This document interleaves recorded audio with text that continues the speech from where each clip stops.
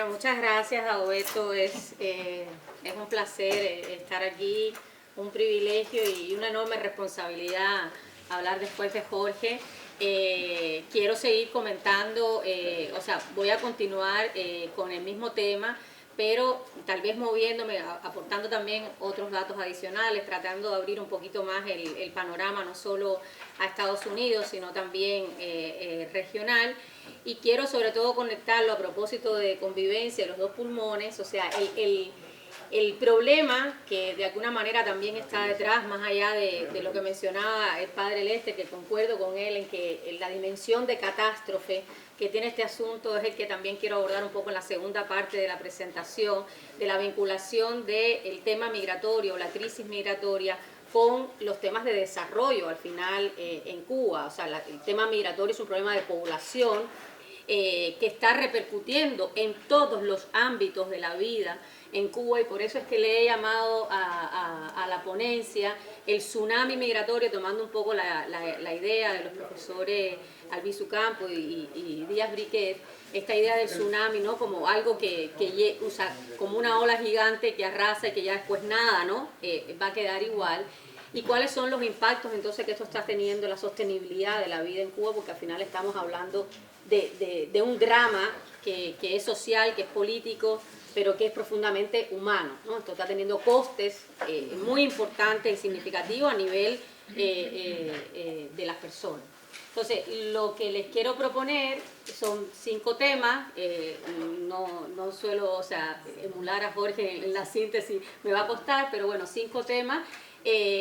Insistir en aportar algunos rasgos adicionales de lo que se ha llamado nuevos flujos migratorios, y aquí también quiero decir algo que me interpeló de lo que decía el padre Lester también, que tiene que ver con la responsabilidad de las ciencias sociales en general y humanas cubanas, de adentro y de afuera, con estas problemáticas. Creo que fue parte de la inspiración que en el encuentro anterior dijimos, óyeme, aquí hay un fenómeno de una envergadura no vista antes y que no estamos asumiendo desde las ciencias sociales con la responsabilidad y la rigurosidad que requiere.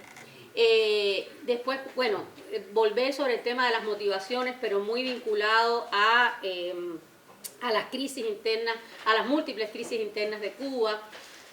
Dar algunos datos adicionales sobre las nuevas rutas migratorias y cuáles han sido los riesgos identificados a propósito del drama humano que está detrás. O sea, aquí estamos hablando de más de 500.000 de personas, cada una con historias impactantes que muchas veces no habíamos visto en otros flujos migratorios. Después abordaría el tema de los impactos de esta crisis en la sociedad cubana, y algunos apuntes para la discusión y para el trabajo de los grupos sobre los desafíos y las oportunidades también que presenta esta crisis migratoria, ahí donde podemos verle obviamente oportunidades, saliendo un poco de esa imagen más pesimista. 2 minutos muy breves, contarle que hemos iniciado un estudio sobre justamente estas nuevas oleadas migratorias. ¿No se ve bien? ¿Podemos bajar la luz? La luz. Sí. Ahí mejor. Bueno, hemos iniciado un estudio sobre estas nuevas, ahora después del pastelito no se me van a quedar dormidos, sobre estas nuevas oleadas migratorias, y lo estamos haciendo de manera comparativa, incluyendo no solo a los cubanos, sino también a los venezolanos y a los salvadoreños, entendiendo que hay una crisis regional también de proporciones, y dirigiéndose y teniendo en cuenta cuatro países de destinos: Estados Unidos, México, Colombia y Chile. Y ya voy a ir explicando también por qué este estudio está recién partiendo. Yo no voy aquí a dar resultados del estudio, ni mucho menos. Algunas cositas sí he tomado de lo que hemos empezado a averiguar, pero lo que voy a presentar acá tiene que ver más con antecedentes que tenemos para el estudio que con resultados concretos. Ya me gustaría en algún momento posterior, cuando tengamos los resultados, porque el estudio está comenzando y durará 2 años. Bueno, lo primero, ¿cuáles serían estos rasgos? Algunos Jorge ya los mencionó, pero me gustaría recalcar algunos. El primero tiene que ver obviamente con la magnitud, o sea, estamos en presencia de un fenómeno en términos cuantitativos sin precedentes en la historia, por lo menos reciente de Cuba, con lo cual eso obviamente va a traer impactos y está teniendo impactos significativos, ya sea en los lugares hacia donde están llegando los migrantes, o sea, piensen que en las sociedades donde los reciben esto genera toda una serie de impactos en los distintos ámbitos que mencionó Jorge, pero también en la isla, que ve partir a sus hijos, que ve que digamos queda todo ahí un impacto. Lo voy a abordar también en los minutos finales de la presentación. Estamos en presencia también, estos nuevos flujos son flujos mixtos de migración, o sea, probablemente no como en las oleadas más tradicionales, fundamentalmente de exiliados políticos o que se les denominó solamente exiliados políticos. Estos flujos consideran tanto la definición tradicional del migrante como a refugiados y exiliados políticos, ¿no? Eso hay que tenerlo en consideración también porque es una diferencia también con flujos o oleadas previas cubanas.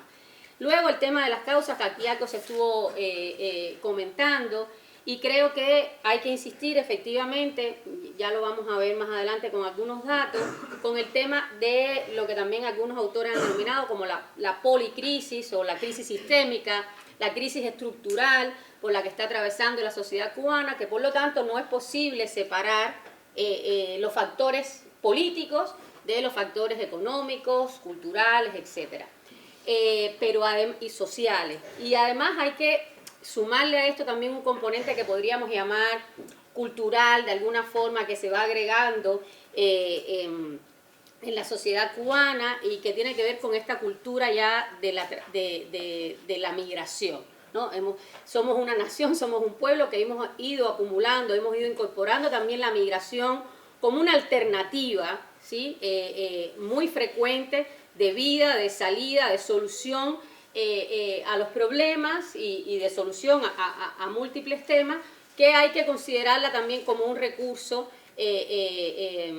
digamos, motivacional adicional a los que ya hemos mencionado. Luego, en estos nuevos flujos, que Jorge lo mencionó, voy a mapear algunas cosas.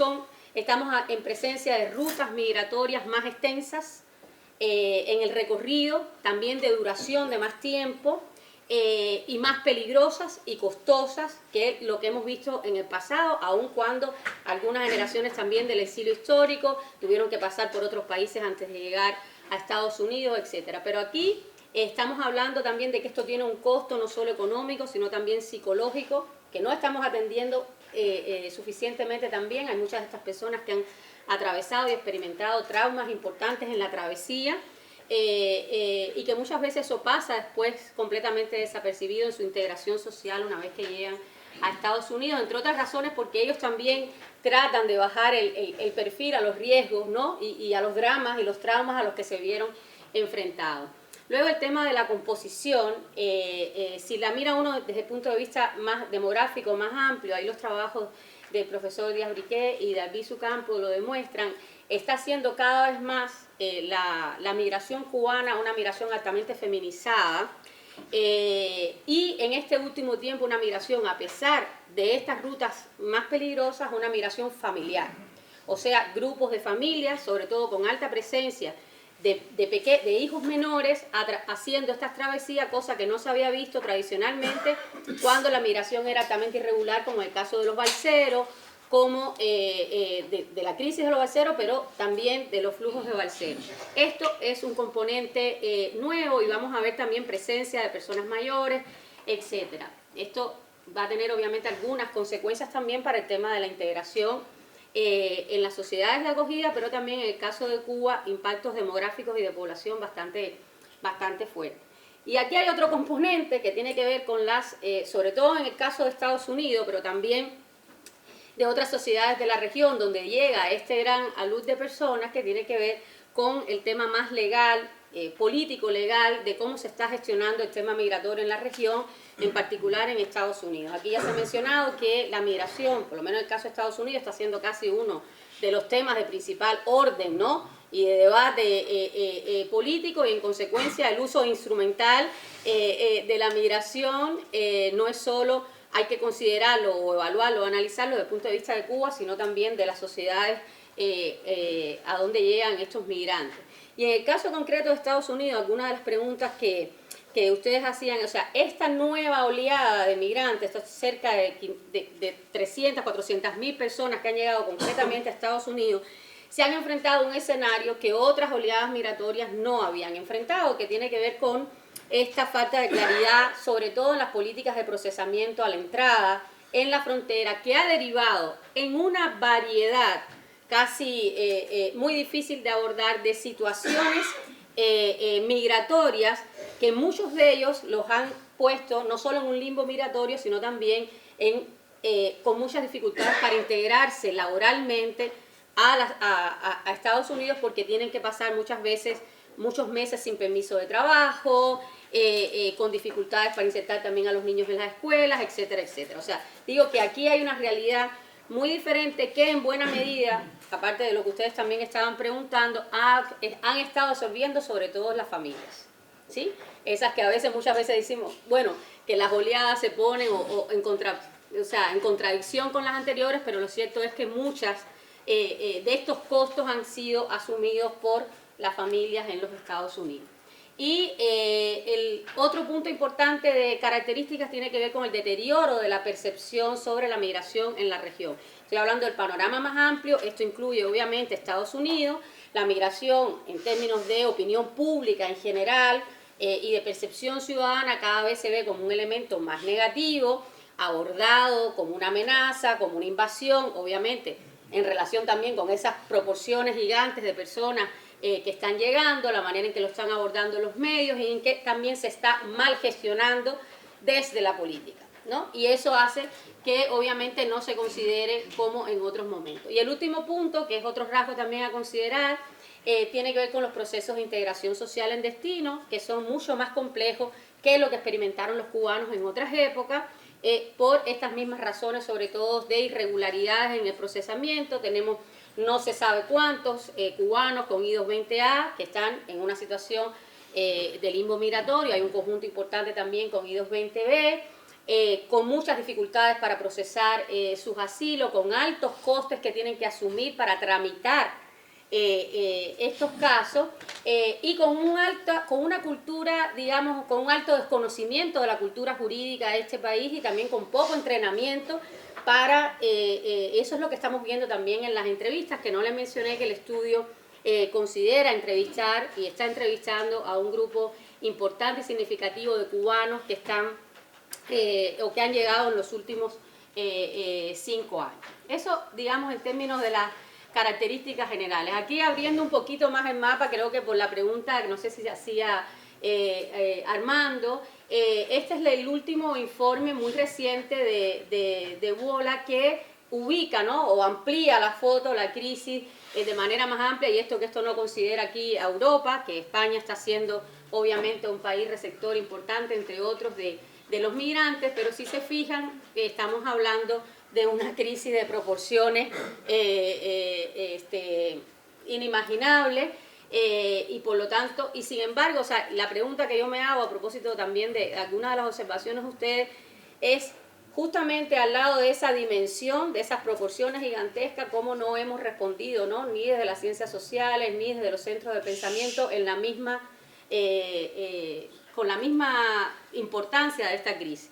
Y aquí destaco lo que mencionaban algunos, el aumento de personas, por ejemplo, como otro rasgo, de personas mayores, migrantes, cubanas, haciendo esta travesía, ¿no? Un poco respondiendo a tu pregunta, Lester, aquí solo puse 3 casos. Hubo un tiempo, sobre todo durante el año 2022, que estuvieron llegando muchas personas mayores, y obviamente era algo que llamaba la atención y que lo estaban recogiendo los medios. Esto es un rasgo distinto, porque esto por lo general ocurría por procesos de reunificación, o las personas decidían enviarle, pero claro, la crisis llega a ser a tal punto que ni siquiera es sostenible los cuidados transnacionales, que es otro punto al que vamos a llegar, de las personas mayores que están en Cuba, y muchos hicieron su travesía solo o en compañía de los hijos o los nietos. Y estas son historias que quedan ahí, no sabemos los impactos que tiene sobre estas personas haber hecho esta travesía por las características o las vulnerabilidades específicas que puede tener la edad. Paso rápidamente al segundo punto, que tiene que ver con las motivaciones. Aquí les seleccioné algunos fragmentos porque creo que es importante siempre en las investigaciones sociales incorporar el elemento cualitativo, escuchar la voz de las personas, escuchar sus razones, porque a veces nosotros muchas veces nos precipitamos a decir, no, porque las motivaciones son de un tal carácter, no, vinieron por tal razón, y claro, cuando les escuchamos es un poco distinto. Insisto, son solo fragmentos, la investigación no está terminada, nos faltan muchas entrevistas por realizar. Pero aquí una de las razones, o sea, el tema de la crisis en general, de sostenibilidad de la vida. No puedo sostener a mi familia, tengo otras situaciones, mi padre sale ilegal, lo toman preso, la entrevista continúa, yo tengo miedo también de que esa situación me pueda afectar a mí. Luego el tema del futuro de los hijos, a propósito también de lo que se comentaba, o sea, Cuba, la situación de Cuba está empeorando cada día más, esto es muy incierto, aquí no hay futuro para ellos, entonces yo, como padre, me arriesgo. Luego, nuevamente, el tema del bienestar de la familia, el futuro de mis hijos, y esta frase que me quedó un poco, o sea, yo sé que Cuba no da para más, que es un poco a lo mejor lo que tú querías decir, Lester, o sea, pareciera que esta idea de Cuba no da para más, o sea, esto estalló de alguna manera, no hay espacio aquí para estar, para vivir. Y aquí sale con más, de manera más explícita el tema político, si bien sale de manera frecuente, pero seleccioné esta frase que tiene que ver también con el impacto posterior de la represión de las protestas y lo que eso implica para muchas personas que sí que habían estado participando activamente de manera política, ya sea en grupos, en agrupaciones, en diferentes movimientos. Y bueno, esto, yo no quiero salir mañana para la calle, involucrarme más en política y en cosas que me van a llevar a la cárcel, como amigos que tengo que están presos desde el 11 de julio y a nadie le importa. Bueno, ahí hay un error que se me fue que puse junio. Y luego el tema de la historia de la migración, bien arraigada, gente que tiene claro casi desde que tiene conciencia de sí, de que la migración va a ocurrir en algún momento, es lo que ha pasado con su familia toda la vida, amén de que se le suma el tema de políticamente no estoy de acuerdo con nada de lo que sucede en este país, o sea, la incomodidad que eso genera, se presenta la oportunidad y finalmente salgo, aunque algunas de estas personas hay que reconocer, ese también es otro rasgo distinto que va saliendo en las entrevistas. Previo a esa crisis del 11J, muchos de ellos habían optado por no salir de Cuba. O sea, habían estado haciendo una apuesta por no salir de Cuba, ya sea porque estuvieran comprometidos socialmente con algo o con oportunidades de hacer un negocio o sea, había un proyecto de alguna forma previo al 11J, previo a la pandemia, de gente que había estado optando por permanecer en Cuba. Ese proyecto se quiebra, ese momento desaparece y pareciera, digamos, en las entrevistas que ahora ya no hay vuelta atrás. Y luego todo el tema de los jóvenes, de que tenían como los proyectos estos de salir por una maestría, y buscando alguna manera de salir, una alternativa, sobre todo en los jóvenes universitarios y demás. Eso, algunas cifras, o sea, perdón, relatos de lo que nos va contando estas personas que han recién llegado. Luego empiezo a conectar esto con los datos que tenemos de la crisis social, política y económica en Cuba, porque parte de la idea que teníamos cómo conectábamos el tema de la migración con esas otras crisis. Y bueno, lo que hemos estado viendo, si bien en Cuba no tenemos la primera cosa, y que creo que aquí muchos saben, la inexistencia de estadísticas públicas actualizadas sobre pobreza o sobre población en riesgo de pobreza, falta obviamente de estudios de alcance nacional que incluyan población rural, etcétera. Sin embargo, lo que sí hemos visto por otros estudios complementarios es un aumento cada vez mayor, o sea, un empobrecimiento cada vez mayor de la población, que a algunos les ha hecho afirmar como una especie de masificación de la pobreza, en la medida en que el salario medio y las pensiones son inferiores al valor de la canasta de bienes básicos y servicios. Y algunos indicadores, los profesores Albizu Campos y Sergio de Fabriquet han identificado que el deterioro de los niveles de bienestar han permitido que Cuba descienda significativamente en los indicadores que había cuidado muy celosamente por años de carácter internacional, o sea, del Programa Naciones Unidas para el Desarrollo, el Índice de Desarrollo Humano, pues Cuba retrocede de 32 lugares en tan solo 15 años y de hecho es uno de los países que más retrocede. Esto es un indicador muy significativo porque justamente mide aquellos aspectos que muchas veces no están contenidos en otros índices de pobreza, o sea, no estamos hablando de los ingresos, sino el acceso a la salud, la educación, el bienestar social, que era donde Cuba en casi todas las mediciones internacionales casi siempre salía campeona. Bueno, pues ese campeonato ya parece que no lo gana más y al contrario ha ido retrocediendo significativamente en esas mediciones internacionales. Luego les traje algunos de los otros datos que están disponibles, que me imagino que igual algunos conocen, pero la compilación siempre es buena para tener las fotos de conjunto. Fue muy curioso este informe nacional voluntario que hizo Cuba y este índice de pobreza multidimensional que si mal no recuerdo es con la Universidad de Oxford, ¿no? Donde situaba la pobreza multidimensional. Ustedes saben, hay diferentes maneras de medir la pobreza. En Cuba no estamos midiendo ninguna, pero hay diferentes maneras de medirla, la pobreza de ingresos, la pobreza multidimensional. En este índice de pobreza multidimensional que hicieron con la Universidad de Oxford, que es el primero que sitúa ahí, era de 50.000 solamente pobres de carácter multidimensional en el año 2017. Esto obviamente fue muy cuestionado. Si uno va al website de este índice, obviamente que es muy cuestionado su metodología y demás. Luego existen otras fuentes, por ejemplo, el último informe del Observatorio de Derechos Sociales habla, con las encuestas que han realizado, un 88% de los cubanos que vive bajo el umbral de pobreza. Ahí también hay algunas cuestiones metodológicas que hemos discutido en su minuto con Yaxi, pero lo cierto es que sitúa un índice de pobreza muy alto para Cuba, pero obviamente las mediciones son bastante difíciles de aplicar este tipo de encuestas. Y luego los índices otros índices de depreciación de la moneda y del PIB per cápita más bajo del hemisferio occidental para el año 2022. Y este índice de miseria que sacó el profesor Steve Hanke de la Universidad Johns Hopkins en el año 2021, que ubicaba a Cuba en el primer puesto, que fue bien sonado, digamos, en los medios. Después estuve tratando de actualizar y en el 2022 Cuba pasó al 9º lugar, del primero al 9º, pero sigue ahí en los 10 primeros con un índice de miseria bastante alto.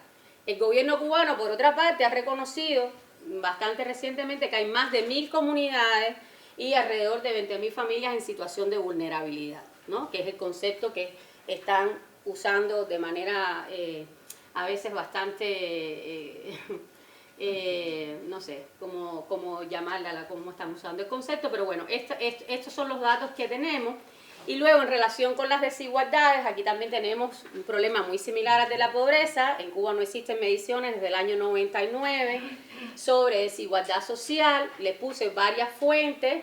El experto, digamos, uno de los investigadores que más ha trabajado sobre este tema, Pedro Monreal, hablaba obviamente o refería de un aumento del 0,22 al 0,4 en el año 99. Se sabe que esto ha continuado obviamente aumentando justamente por las políticas. Aquí yo siempre soy bastante insistente por las políticas públicas y sociales que ha implementado el gobierno cubano en los últimos años, sobre todo a partir de las reformas raúlistas, que uno puede decir que efectivamente hay una política intencionada de acortamiento de los parámetros del bienestar que ha influido inevitablemente en un aumento de la desigualdad. Y hay recortes significativos, ¿no? Ahí están las investigaciones también del profesor Carmelo Mesalado, los recortes significativos que ha habido en los últimos 20, 30 años en el gasto social. Y luego al tema de las desigualdades, que casi siempre se olvida y nos quedamos también en el tema del coeficiente Gini y demás, hay una serie de otras desigualdades que han comenzado a visibilizarse en Cuba, que tienen que ver con desigualdades de género, con que son las personas afrodescendientes las más afectadas en todos estos ámbitos, las personas mayores, pero también algunos, los niños y los jóvenes en algunas instancias, el tema de las desigualdades a nivel de los territorios y sobre todo las comunidades marginalizadas en Ciudad de La Habana. y el tema de los migrantes internos, que se aborda bien poco y que son comunidades bastante... Esto solo se los pongo como referencia, que es una compilación de estudios que se hizo, la profesora Zavala en Cuba, que, digamos, referencia a una serie de grupos en desventaja y aquellos que tendrían algunas ventajas, sobre todo en esta nueva reestratificación social que estaría experimentando la sociedad cubana, por lo menos en los últimos 10 años, profundizada en los últimos 10 años, pero es una reestratificación social que ya viene con más larga data. Y aquí algunos estudios posicionan como estratos ganadores, o sea, o en posiciones ventajosas, fundamentalmente hombres, adultos medios, de color piel blanca, y estarían en posiciones desventajosas, sobre todo mujeres, personas mayores, negros y mestizos, ¿no? Y luego hay un conjunto de desagregaciones de quiénes serían las personas, si ustedes se fijan, quiénes estarían más en ventaja y menos en desventaja, sobre todo aquellos que tienen algún tipo de negocio, que tienen estudios universitarios, con acceso a divisas, etcétera, etcétera, ¿no? Bueno, aquí no me puedo detener porque esto da para... Y luego hay otro indicador, creo que muy importante, de esta crisis social, que tiene que ver con el incremento de las personas en situación de calle.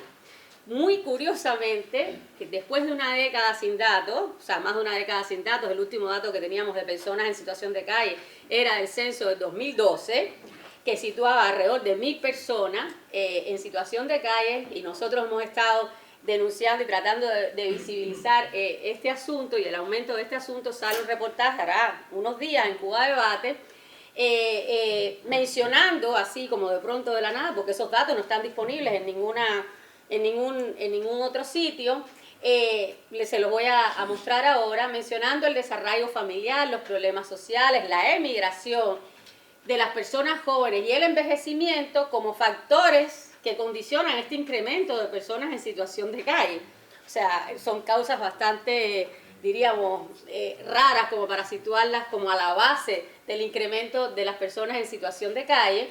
Y bueno, algunos otros fenómenos, a personas que les vendieron la casa para irse del país, o ellos mismos lo hicieron, no lograron sus propósitos. Si se fijan, la inmigración detrás, ¿no?, como un factor o como una causa del aumento de las personas en situación de calle. O sea, nuevamente la migración no, desde el punto de vista del gobierno cubano, como un problema. Aquí están los datos del censo del 2012, donde ya se veía que había una proporción importante de personas mayores en situación de calle.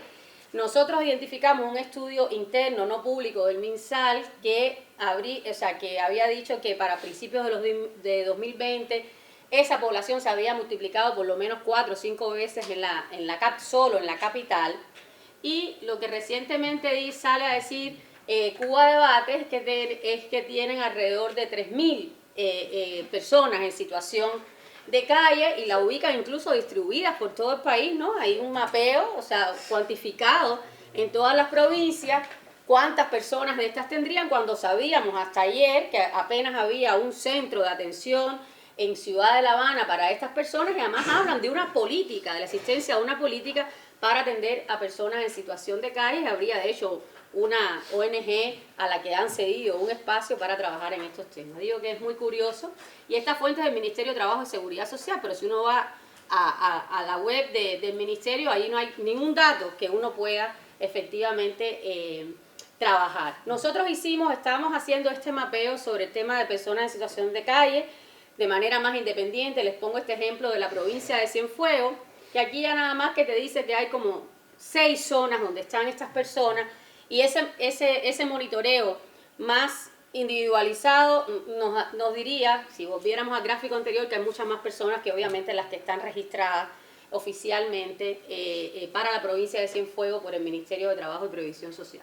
Digo, solo pongo un ejemplo de los múltiples problemas y desafíos que tenemos y de las causas que están detrás de esta crisis también migratoria. Y luego este trabajo de los colegas de Food Monitor Program, que me parece muy interesante, con la construcción de este mapa del hambre a partir de las encuestas que han realizado en la propia Cuba, y que obviamente aparecemos muy al contrario de lo que los informes internacionales recientes comentan respecto de la crisis alimentaria en Cuba. Aparecemos con índices muy bajos, tanto de seguridad alimentaria, de consumo, de estabilidad, de acceso y de disponibilidad de los alimentos, que serían como todos los indicadores para evaluar lo que además ahora en Cuba es muy frecuente de hablar, sobre todo en el lenguaje más oficialista, de seguridad alimentaria. Aquí hay datos interesantes que hemos podido. Entonces, el tercer punto es el de las nuevas rutas migratorias. Aquí solamente mostrarles, me imagino que ya muchos de ustedes estén familiarizados, cómo se han estado usando, obviamente una vez que el gobierno cubano abre esta salida vía Nicaragua, obviamente sabemos en componenda con este gobierno amigo de La Habana, comienza a producirse esta ruta vía Nicaragua, Honduras, Guatemala y México. Hay algunos que llegan a Panamá, pero recordemos que previo a eso y antes de la pandemia, muchos de los migrantes cubanos que han llegado en estas últimas oleadas estuvieron usando las rutas del Darién. Y sobre ese grupo, que no son pocos, y muchos de ellos hoy están incluso acá en Estados Unidos con orden de deportación, muchos de ellos estuvieron detenidos por muchos meses acá en Estados Unidos, y también de ellos sabemos muy poco, ya se nos olvidó porque llegaron todos estos cientos de miles después.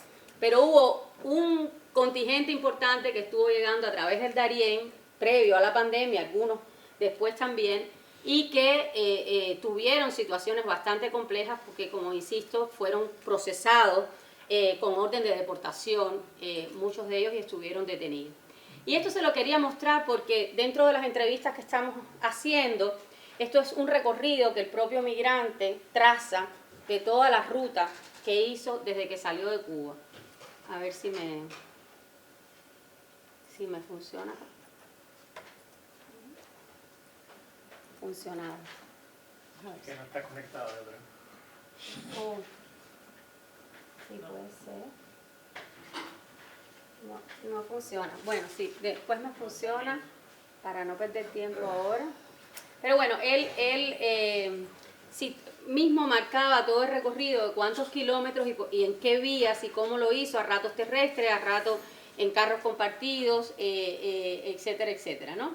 Como para que vieran los riesgos por los que pasa. Y bueno, obviamente en los relatos que vamos reconstruyendo, cuáles son los riesgos que están asociados a estas nuevas rutas que se realizan por Centroamérica, el hacinamiento en los medios de transporte, las prácticas poco seguras, hemos visto en las noticias la cantidad de accidentes, etcétera, etcétera.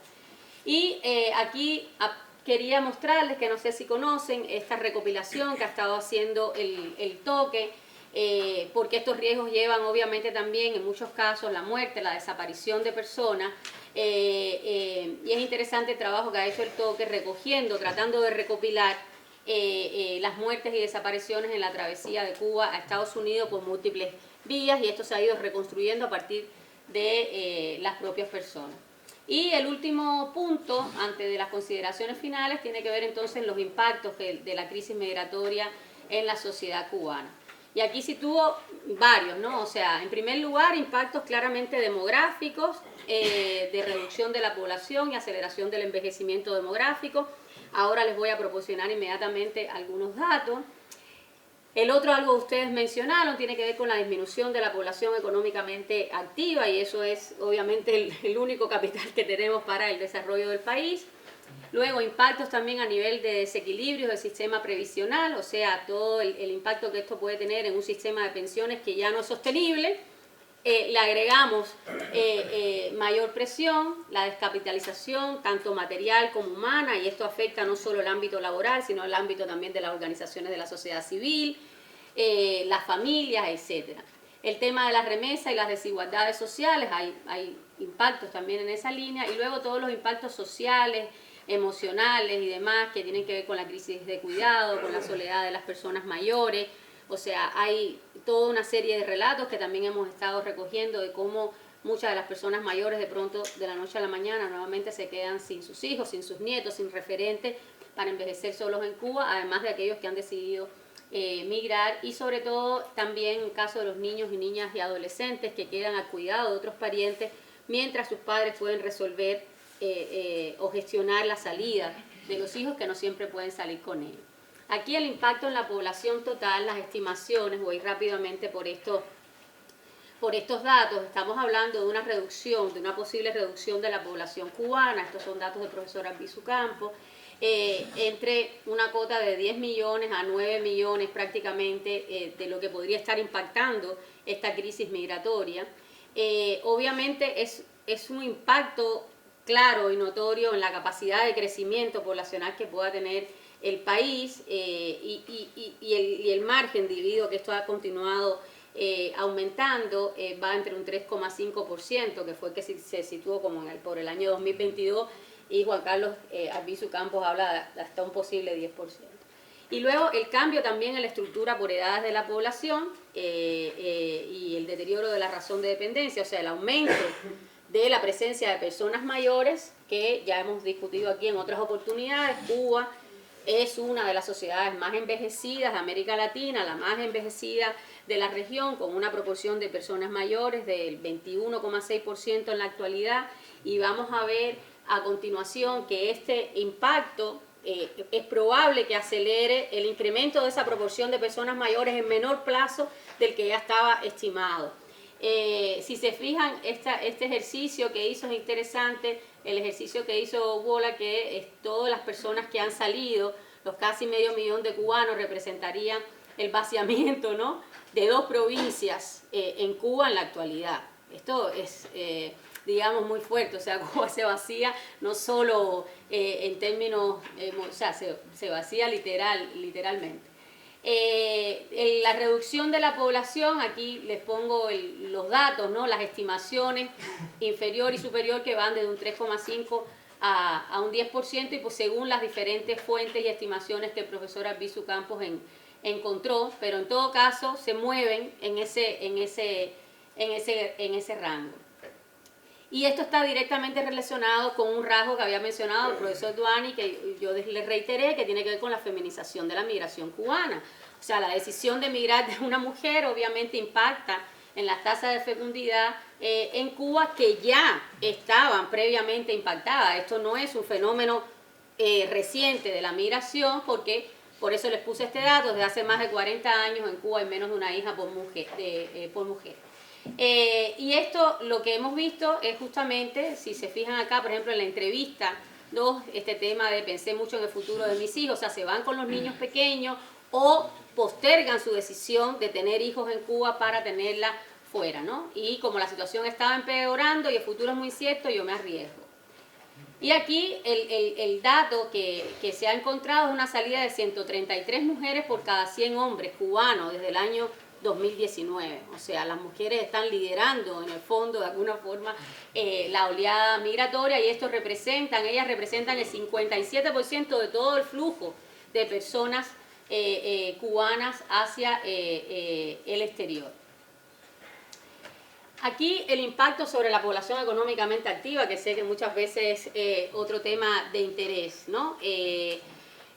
Hay una concentración, ya lo decía el profesor Duani, del 76,7% de migrantes en las edades laborales. Una concentración obviamente muy alta. Eso va a impactar directamente en la disponibilidad de mano de obra en la isla. Pero ¿cuál es el problema? Que ya, como en todos los que he mencionado anteriormente, ya la isla, o sea, ya la sociedad cubana tenía un problema estructural previo, que era un nivel muy bajo de actividad económica de la población, o sea, muy pocos ocupados de los habilitados para estar ocupados, ¿no? Y si además de eso le agregamos que buena parte de esas personas salen de esa población económicamente activa, que están los cálculos del profesor Carmelo Mesa Lago, tenemos un desastre, digamos ahí, una catástrofe a nivel económico mayor de la que ya tenemos. El otro gran problema es el impacto sobre el sistema previsional, sobre las pensiones, porque aquí el profesor Diabriqué puede después comentar con más profundidad. Tenemos el boom de las jubilaciones en nuestras narices, ¿no? O sea, de aquellas personas que pertenecían al baby boom o que pertenecieron, que nacimos en el baby boom, pues comenzarán muy rápidamente a jubilarse. Esto significa, y además eso se hace en un escenario de una disminución de la población económicamente activa, lo cual crea obviamente un desequilibrio en el sistema previsional. Es lo que se conoce, digamos, como que esta relación entre activos y pasivos no favorece a la contribución de las pensiones, y las proyecciones obviamente es que seguirá bajando y por lo tanto habrán todavía más dificultades para financiar el sistema previsional. Luego, los otros cambios a nivel de la población económicamente activa y demográficos tienen que ver con la disminución del tamaño de la familia, la cantidad de personas, o sea, el incremento de hogares donde viven personas mayores solas, que eso ya está siendo un problema muy fuerte social en Cuba porque no hay asistencia social para esas personas mayores solas, y un incremento de los menores de edad al cuidado de otras parientes. Aquí tienen los datos en este gráfico de cómo iría comportándose el porcentaje de población de 60 años y más. Aquí teníamos un 21,6 al 21,3 al 2020, y las proyecciones para el 2050, o sea, ya para el 2030 estamos hablando de cerca de un 30%, un tercio de la población cubana mayor de 60 años, o sea, y yo insisto, o sea, sí, es un logro tenerlo, pero si en las condiciones más difíciles en que pueda sostenerse todos los impactos que puede tener una sociedad envejecida. Y a propósito de las otras preguntas también que hicieron sobre otros impactos de la migración, el tema de los cuidados transnacionales, aquí les menciono que también creo que es un tema que se ha estado investigando poquísimo en relación con la importancia que tiene, pero sí podemos situar a los cuidados como un nicho laboral creciente, tanto a nivel interno en Cuba como de las mujeres cubanas que han estado migrando, y a nivel interno en Cuba también, ya sea las vías más informales o ahora a través de las MIPYMES que se han ido aprobando para el tema del cuidado de las personas mayores, y que bien sabemos que muchos de esos cuidados son solventados económicamente por sus familiares acá. Ahí hay todo. Digo que también es una oportunidad porque puede ser efectivamente un nicho de desarrollo para la economía plateada, además lo que se conoce como economía plateada y demás, pero bueno, en las circunstancias actuales de Cuba todo eso puede estar en entredicho. Y bueno, las historias en fondo detrás de la migración, y termino con el tema de las remesas para las consideraciones ya finales. Aquí tomo los datos del estudio de Emilio Morales y que se publicó en Siglo XXI, de la disminución, digamos, de las remesas, o sea, crece la migración pero no las remesas. Obviamente acá están consideradas un grupo, ¿no? Esto siempre hay un subregistro de las remesas porque no considera probablemente lo que ya comentábamos aquí a la hora de las preguntas, no considera un grupo de otras remesas que se transmiten por otras vías. Y si tomamos en consideración que la principal vía que predomina de envío es la informal, obviamente un 84%, ahí tenemos un mundo de transacciones que no están registradas en ninguna parte y que no podemos contabilizar. Lo que sí se ha observado es que obviamente esta oleada masiva migratoria ha tenido un impacto en las remesas, y esto es una hipótesis bastante plausible en el sentido de que las familias han tenido que solventar el alto coste de los traslados, o sea, el alto coste de la llamada travesía. Y obviamente eso ha reducido que es el envío de dinero y de remesas, porque se ha estado utilizando para el pago de coyotes, de estancias y de todo, además de toda la llegada y la instalación de esas personas acá. Y en ese sentido, ese rentismo gubernamental de alguna manera, o esa apuesta, puede que en el corto plazo, la apuesta, digamos, de la salida de la migración para un retorno inmediato de remesas para el gobierno cubano no le haya salido tan bien.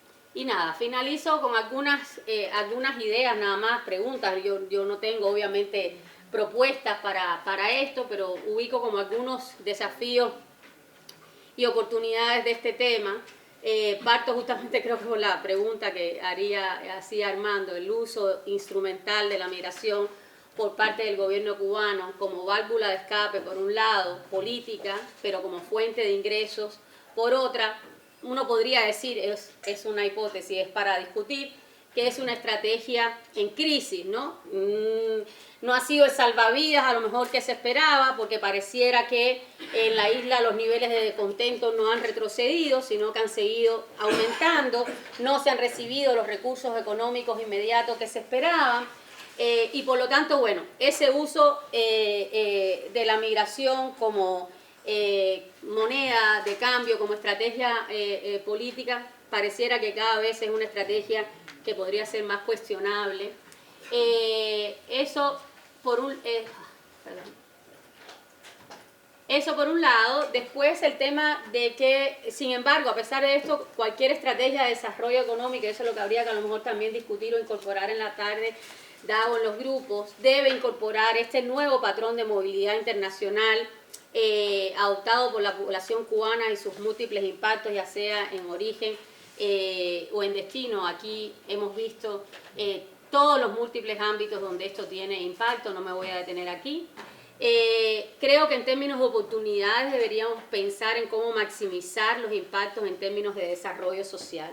Eso sí, creo que es una oportunidad que no estamos aprovechando, que no hemos hecho las presiones necesarias para ello y que desde la diáspora bien se podrían hacer más. Es lamentable, a veces uno quiere incluso así grupos que se organizan para enviar ayudas, para sostener el trabajo de las iglesias, de las organizaciones, y es sencillamente una empresa titánica y que muchas de esas ayudas quedan sin poder enviarse para sostener justamente esos proyectos, ¿no?